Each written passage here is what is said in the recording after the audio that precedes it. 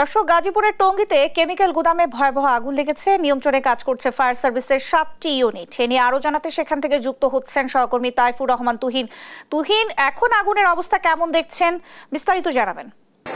Nancy, আপনি জানেন যে এই টুঙ্গী স্টেশন রোড থেকে একটু যে রেলগেট রয়েছে তার পাশেই কিন্তু একটি কেমিক্যালের গোডাউনে ঠিক বিকেল 3:30টার দিকে আগুন লাগে।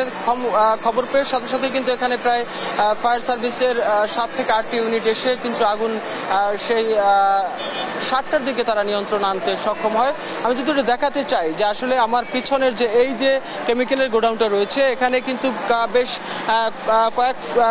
বহুতল ভবনের প্রত্যেকটিতেই কিন্তু আসলে পর্যাপ্ত কেমিক্যালের মজুদ ছিল, যে কারণে আগুন লাগার সাথে সাথেই সেটি কিন্তু একেবারেই ছড়িয়ে পড়ে পুরো মার্কেট জুড়ে।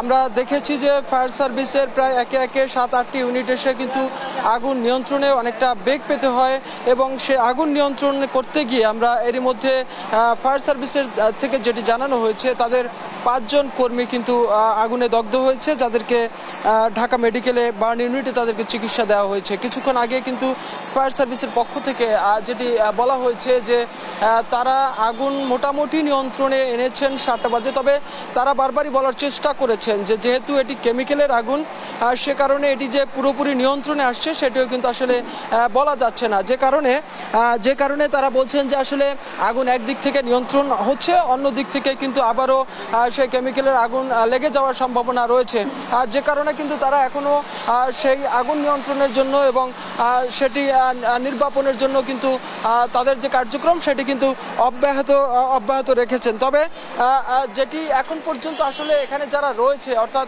এই সমস্ত ব্যবসা প্রতিষ্ঠান যারা পরিচালনা করছেন তাদের অবস্থা কি এবং সর্বশেষ কি ক্ষয়ক্ষতির পরিমাণ কি হতে পারে, বিষয়গুলো কিন্তু এখনো নিরূপণ করা সম্ভব হয়নি। তবে হতাহতের ঘটনাটি এখন পর্যন্ত আমরা যেটি জেনেছি যে ফায়ার সার্ভিসের 5 জন ছাড়া আর কোনো হতাহতের খবর কিন্তু এখন পর্যন্ত ফায়ার সার্ভিসের পক্ষ থেকে নিশ্চিত করেনি। তো এই ছিল আসলে টঙ্গী স্টেশন রোডের থেকে আগুনের সর্বশেষ তথ্য আমার কাছে।